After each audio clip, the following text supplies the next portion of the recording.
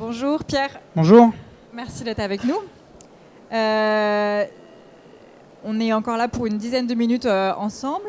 Ma première question pour toi, c'est j'aimerais bien que tu nous racontes comment ça s'est passé quand la première fois avec ton associé, vous avez eu l'idée de Préto. Comment ça s'est passé? Est-ce que tu t'en souviens bien? Ouais, je m'en souviens. C'est assez particulier, nous, la jeunesse de Préto, parce qu'on a décidé de monter quelque chose avant de savoir ce qu'on allait monter. On a décidé de s'associer. Et du coup, on a fait un exercice assez scolaire. On a regardé pas mal de sujets dans les fintech. Et d'ailleurs, on avait creusé une idée avant Préto qui était dans le financement des revendeurs de voitures d'occasion. Donc un peu niche, voilà. Donc on avait les deux idées en parallèle. Et quand on s'est mis à regarder le crédit immobilier, c'était par l'angle assez techno de la documentation, de l'intelligence artificielle au service du traitement documentaire. Donc c'est comme ça qu'on est rentré, pour finalement se rendre compte qu'il y avait beaucoup de choses plus prioritaires que ça à faire dans ce secteur-là. Et voilà, c'est comme ça qu'on est rentré dans ce sujet-là. Et du coup, vous êtes resté combien de temps sur l'idée en parallèle que vous aviez eue pas longtemps? Non, un mois et demi, quelque chose comme ça. Un mois et demi. Est-ce que tu pourrais nous refaire le pitch du départ de Préto, si tu t'en souviens? Le premier pitch que vous avez eu chez Préto? Le premier pitch. Alors ce qui est intéressant, c'est que, comme je l'ai dit au départ, on avait un angle vraiment techno pour ensuite aller vers l'expérience utilisateur.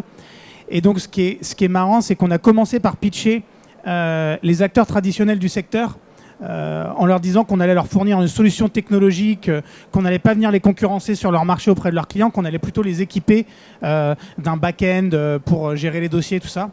On y croyait au début. Progressivement, on n'y croyait plus, mais on continuait de les pitcher pour aller choper de l'info. Et ça nous a encore plus renforcé dans notre idée qu'il y avait vraiment quelque chose à faire sur repenser l'expérience utilisateur. Donc ça, j'avais encore jamais raconté, c'est le premier type de pitch qu'on faisait, c'était ça. Donc c'était le faux pitch en fait. Et quelle a été la plus grosse surprise pour toi dans l'histoire de Préto? Est-ce qu'il y a des choses auxquelles tu t'attendais pas du tout dans l'usage, dans les retours d'utilisateurs? Est-ce qu'il y a une chose parmi d'autres qui t'a le plus surpris? Oui, le truc qui m'a le plus surpris, c'est l'importance du mobile. Donc on savait qu'il fallait être mobile native dans notre design, mais je pensais pas que sur un produit compliqué comme ça et assez lourd, on aurait très rapidement plus de 50% des inscriptions, donc vraiment des entrées en relation qui se feraient sur le mobile. Et ça, c'est vrai, c'est assez constant depuis le départ.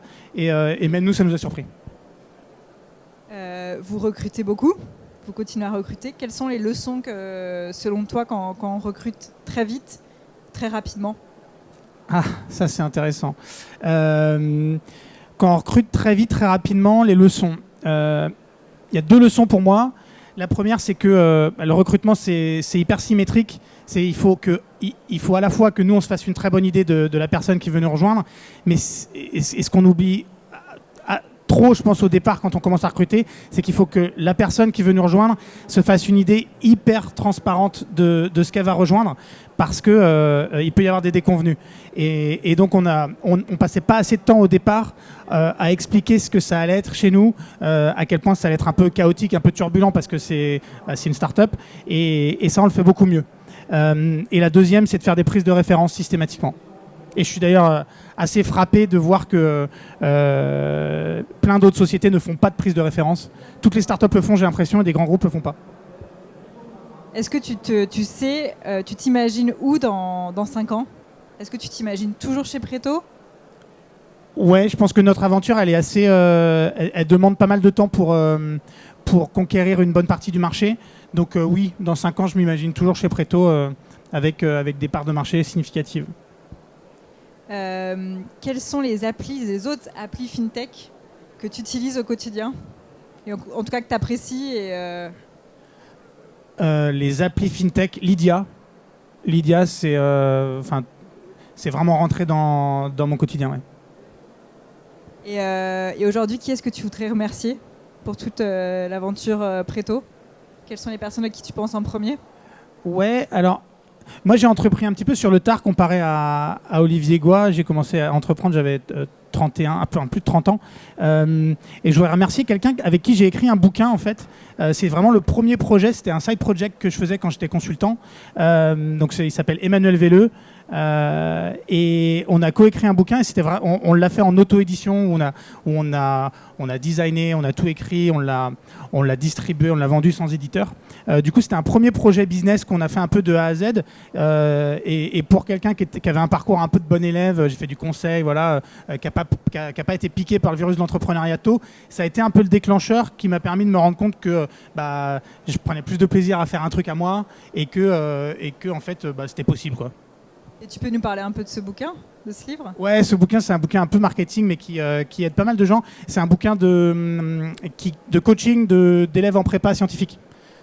Voilà. C'est quoi le constat de départ ? C'est que justement ces élèves n'ont pas les bonnes méthodes. Ouais, le constat de départ, c'est que quand on a un grand frère qui est passé par là, qui a fait une prépa, qui a bien réussi pour intégrer les écoles d'ingénieurs, il y a plein de conseils un peu informels d'attitude, d'état d'esprit, de méthode de travail qui se transmettent. Il y a un peu cet équivalent-là dans les grandes prépas où cette transmission se fait des deuxièmes années aux premières années. Et moi, j'ai senti le besoin de mettre tout ça sur papier de façon un peu hyper pragmatique pour donner ce genre de conseils à des gens qui pourraient être un petit peu plus isolés. Et une dernière question, ce serait quoi le conseil que tu donnerais à tout entrepreneur ? Et quel est le conseil que tu peux déjà donner d'ailleurs à ceux qui viennent te voir ? Ouais, le conseil que je donnerais, c'est d'aller parler à des clients très tôt en essayant de leur vendre le truc qu'on n'a pas encore mais dont on a l'idée. Et c'est le meilleur moyen pour construire une conviction déjà pour soi autour de ce produit-là. Et c'est ce qui peut permettre ensuite de convaincre des investisseurs. Je vois trop de gens qui mûrissent un peu trop en chambre des projets. Il faut aller tout de suite essayer de vendre quelque chose aux clients. Et c'est là qu'on se rend compte des objections qu'il a et qu'on affine notre proposition et qu'on solidifie le market fit, quoi. Merci beaucoup, Pierre. Merci.